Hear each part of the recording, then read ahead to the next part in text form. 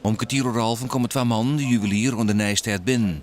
Verscheidene winkeliers merken de oorval al gauw op. Toevallig zeg ik naar de oorkant, naar juwelier Doodkorten. En dan zeg ik inderdaad dat Doodkorten boeten stieren. En er weer iemand die hier een voorwerp in zijn hand. Ik wist net of het een pistool was of misschien een knuppel of iets dergelijks. Maar het bleek dus letterlijk een pistool te wezen.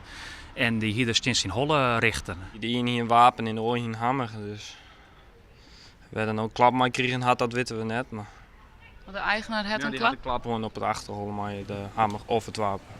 De dierders gingen van terug bij sieraden. Omstanders skekelen de politie in. Op verskaterplakken in de stad wordt uitzoen naar de oorvallers die op een scooter voor het vlechten binnen. Ik stond hier buiten op straat met de bedoeling om een bezem voor de scooter te gooien. Totdat ik hoorde dat ze riepen van schieten, schieten. En toen ben ik mijn winkel ingevlogen. Nevens de politie gaat het om 2 jonge mannen van een hier is 20 met een tinte hoedskleur. In de Squalstraat in Ljouwert heeft de politie van de middag een scooter aangetroffen die het mogelijk bij het misdrijf te krijgen heeft. De oorvallers zijn er net voen. Het is net voor het eerst dat het juwelier aan de Nijstad oorvallen wordt. Ja, al een aantal keer een juwelier op een hoeken waar nou Beats Co zit.